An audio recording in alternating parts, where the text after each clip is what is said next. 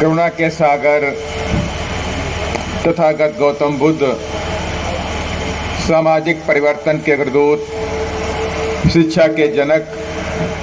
महात्मा ज्योतिबा फूले, आरक्षण के जनक कुर्मी राजा छत्रपति शाहू जी महाराज, भारतीय संविधान के रचयिता, बौद्ध सत्व, भारत रत्न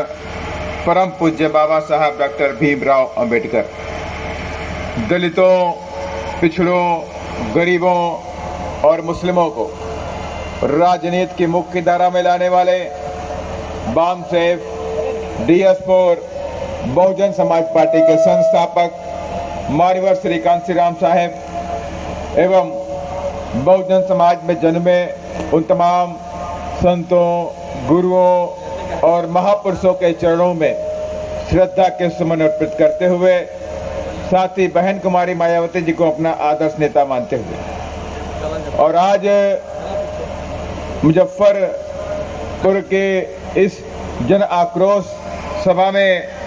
हमारे बीच में उपस्थित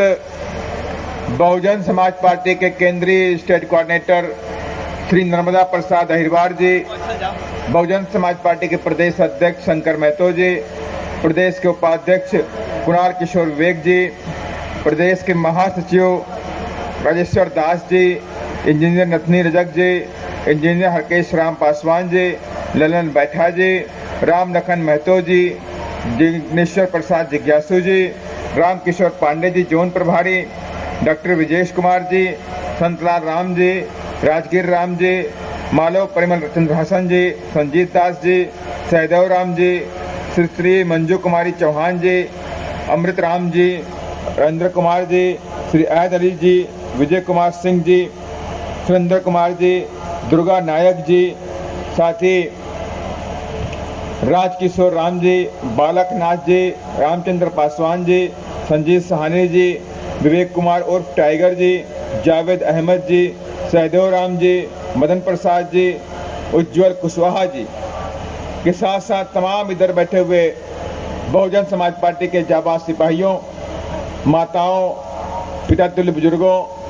युवा साथियों, आप सभी लोगों को मैं क्रांतिकारी जय भीम करता हूं। और आज के इस जन आक्रोश सभा का एक मकसद था, मकसद साफ था, इस प्रदेश की सरकार जो निकम्मी सरकार बैठी है उसको बताना कि होश में आ जाओ, अब तुम्हारी गद्दी जाने वाली, अब तुम्हारी गद्दी जाने वाली, होश में आ जाओ। और जिस तरह से प्रदेश के अंदर आए दिन हत्या, बलात्कार, लूट चारों तरफ जारी, अभी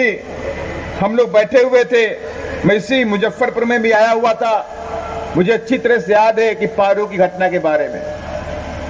उस पारू की घटना में हम लोग करीब